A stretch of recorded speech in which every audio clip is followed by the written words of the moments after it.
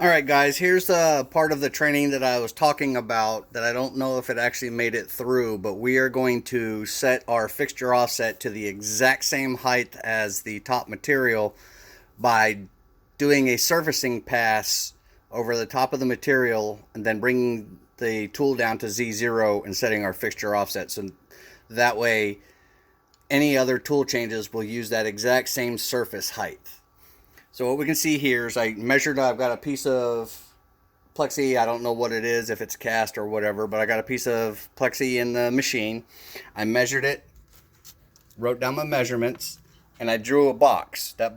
This box is just a little bit bigger than the material is. That way it cuts all four corners. I have my X and Y points at the top right hand corner like we were doing in the training today. And if I turn on the tool path, all it's going to do is go back and forth and surface this piece of material. I'm just trying to keep it quick, simple, and easy. So I've exported that G code, and if we run over here to the machine, you can see that we are sitting at X and Y 0 over the back right corner. We have our G code loaded up. So what I'm going to do here is I'm just going to turn my spindle on, and I'm going to jog the machine over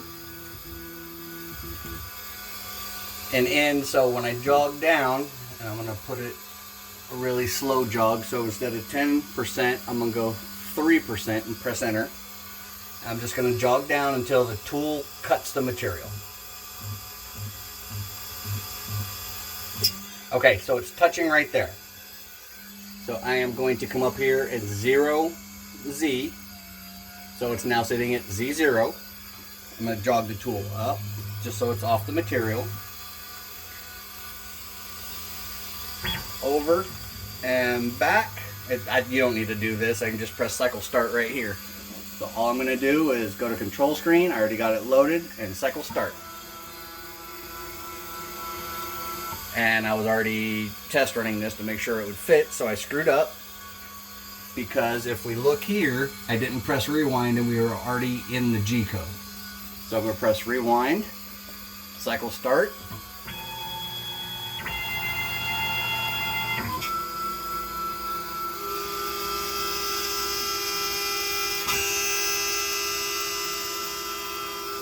So we can see that we're not cutting right here, so that's a low point. So what I'm going to do, I'm going to feed hold, then I'm going to stop, shift up, I'm going to tell it to go to X0, Y0, just because I like doing things in baby steps. Now I'm going to jog off the material, just so when I go down to in Z it will not touch. I'm going to go to MDI, I'm going to tell it to G0, rapid command, Z minus, which is going to be below the surface, 0.1, and press enter. And when I do, there's a new Z height, and we're just going to re-zero Z. I'm going to raise the tool back up, rewind this time the tool path, cycle start.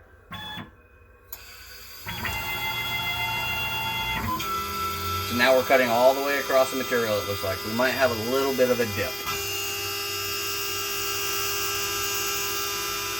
Nope, we got it.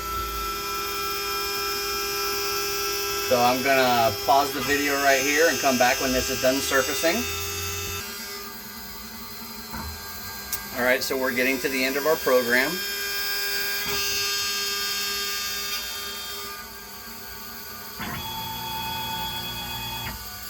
Okay, I'm just gonna take a chip brush, just a cheap paintbrush, and I'm gonna wipe off the surface. And one thing I will show you that I noticed while doing this is you can see the cut lines. We have a surface here that is parallel or perpendicular to the machine.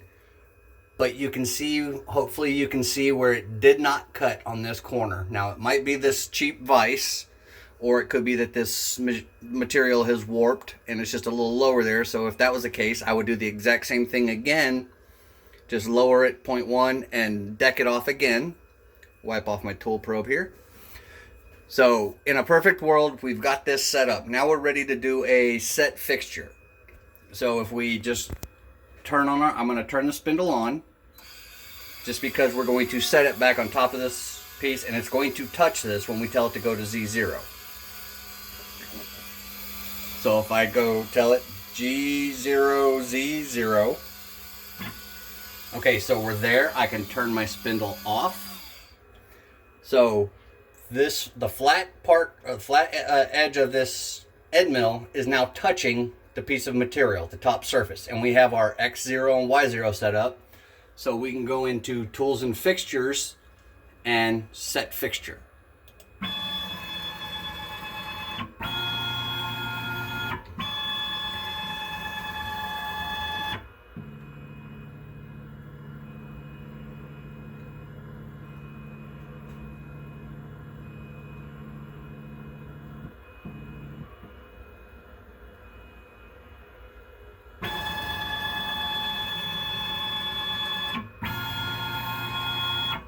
So now we have a fixture offset set up to where if I tell it to go to G0, Z0, of course, since we never moved the tool, but let's go ahead and move the tool. So I'm going to pause it real quick because I need two hands.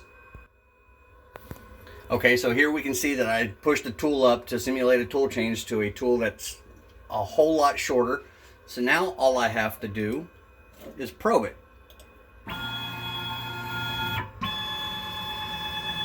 And if you have the automatic tool changer, like this video was made for the guys that we did training today, you just you can either manually do it or just tell it to go get tool 2. And then it will pick up tool 2 and probe it in the macro. Or you can just use the error/coolant button to release the first tool and manually put the second tool in, but do not forget to probe it. So now, if we tell it to go to G0, Z0, I've changed nothing else but slid the tool in and probed it. We can see that the new tool now is right on that exact same surface. So that's a way that guarantees you to get the exact top surface of your material for each additional tool in your G-code. I really hope this helps clarify what I was trying to explain. Let me know. Bye.